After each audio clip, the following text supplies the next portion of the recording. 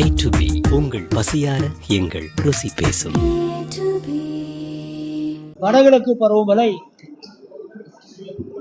கடந்த 16/10/25 முதல் ஆரம்பித்து பரவலாக தமிழ்நாடெங்கும் மழை பெய்து கொண்டிருக்கிறது. பொதுவாக வானிலை மையம் நமக்கு அறிவித்திருப்பது வடகிழக்கு பருவமழை இந்த தடவை கொஞ்சம் அதிகமாக இருக்கும் என்று வானிலை ஆய்வு மையம் எச்சரிக்கை செய்திருக்கிறது. அந்த அடிப்படையில் மாண்பு முதலமைச்சர் அவர்கள் இன்றைக்கு காலையில கூட பார்ப்போம் என்று சொன்னால் அதிகாரிகளோடு கலந்து ஆலோசித்து எந்தெந்த பகுதியிலே இப்பொழுது மழை நிறைய பெய்யும் என்று வானிலை மையம் அறிவித்திருக்கிறதோ அந்த பகுதியுடைய மாவட்ட ஆட்சித்தலைவர் பற்றியெல்லாம் காணொலி வாயிலாக பேசியிருக்கிறார்கள். எங்களை போன்ற அமைச்சர்களை அந்தந்த மாவட்டங்களுக்கு சென்று அங்கே பாதிக்கப்பட்ட இடங்களை பார்வையிடுவது மட்டுமில்லாமல் பாதிக்கப்பட்ட மக்களுக்கு உடனடியாக நிவாரணங்களை வழங்க வேண்டும் என்று சொல்லியிருக்கிறார்கள். நம்முடைய தென்காசி மாவட்டத்தை பொறுத்தளவிற்கு இந்த அக்டோபர் மாதம் இயல்பாக பெய்ய வேண்டிய மழை 16.60 சென்டிமீட்டர் தான் மழை பெய்ய வேண்டும், ஆவரேஜ், நம்முடைய ஆவரேஜ். ஆனால் இந்த 20 நாளில் மட்டும் 23.75 சென்டிமீட்டர் மழை அதிகமாக பெய்திருக்கிறது. நம்முடைய மாவட்டத்திலும் அதிகமாக மழை பெய்திருக்கிறது. இதுவரை நம்முடைய மாவட்டத்தில் சேதங்கள் குடிசைகள் 14 குடிசைகள் சேதமடைந்திருக்கிறது. ஓட்டு வீடுகள் 6 சேதமடைந்திருக்கிறது. அதுக்குரிய நிவாரணத் தொகை உடனடியாக வழங்கப்பட்டிருக்கிறது. தோட்டக்கலை துறையிலும் வேளாண்மை துறையிலும் 5.65 ஏக்கரும் ஹெக்டேரும் 9.6 ஹெக்டேரும் பாதிக்கப்பட்டிருப்பதால் இப்பொழுது கணக்கெடுக்கப்பட்டிருக்கிறது. இப்பொழுது தொடர்ந்து மழை பெய்து கொண்டிருப்பதால் கணக்கெடுப்பு பணிகள் முடுக்கிவிடப்பட்டிருக்கிறது. உடனடியாக கணக்கெடுத்து அதை மாவட்ட ஆட்சித்தலைவருடைய கவனத்திற்கு கொண்டு வர வேண்டும் என்று சொல்லியிருக்கிறோம். நம்முடைய அணைக்கட்டுகளை பொறுத்தளவிற்கு அடவிநாயனார் கோயில் அணையிலே தான் கொஞ்சம் 132 அடி நமக்கு அங்கே கொள்ளளவு இருக்கிறது. இப்பொழுது 120.50 கொள்ளளவு இருக்கிறது. அதுதான் விரைவாக நிரம்பக்கூடிய அளவிற்கு இருக்கிறது. மிச்ச அணைகளில் வேகமாக நிரம்பக்கூடிய அளவிற்கு இல்லை. ஆகவே அது நிரம்பியவுடன் உடனடியாக திறந்து விடுவதற்கு வேண்டிய பணிகளை மாவட்ட நிர்வாகம் செய்யவிருக்கிறது. மொத்தம் 5 அணைகள் இருக்கிறது. 5 அணைகள்ல இந்த அடவிநாயனார் கோயில் அணை தான் உடனடியாக திறக்க வேண்டிய 2-3 தினங்களில் திறக்க வேண்டிய சூழ்நிலை இருக்குது. அதையும் நாங்கள் செய்து முடிக்கிறோம்.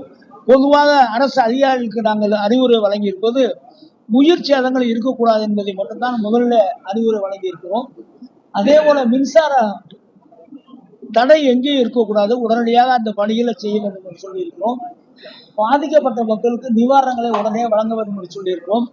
40 இடங்களிலே இப்போ தற்சமயமாக 40 கேம்புக்கு தயாராக நாங்கள் வைத்திருக்கிறோம். உடனடியாக கேம்புக்கு தேட வேண்டியது கல்யாணம் பண்ணவங்களாக தான் 40 இடங்களையும் நம்ம தயார் செய்து வைத்திருக்கோம். ஆயத்த பணிகளை முழுவதுமாக நாங்கள் செய்திருக்கோம். பொதுப்பணித்துறை, நம்முடைய நீர்வளத்துறை நானும் மாவட்ட ஆட்சித்தலைவரும் என் கூட வந்தாங்க. அவங்களுக்கு தக்க அறிவுரைகளை நாங்கள் வழங்கியிருக்கோம். எந்த இடத்துல எந்த கால்வாயிலும் அடைப்பு இல்லாத அளவிற்கு அங்கே இருக்கிற கீழ்மட்டத்தில் இருக்க அதிகாரிகளை விரைவுபடுத்த சொல்லி அதிகாரிகளுக்கு அறிவுரை வழங்கியிருக்கோம். எத்தனை மொத்தம் நமக்கு WRD குளங்கள் 543, RD குளங்கள் 415 இருக்கு. இதுல ஒரு 20-25% தான் நிரம்பி இருக்கு. மற்ற எல்லாம் 50 to 75% இருக்கு.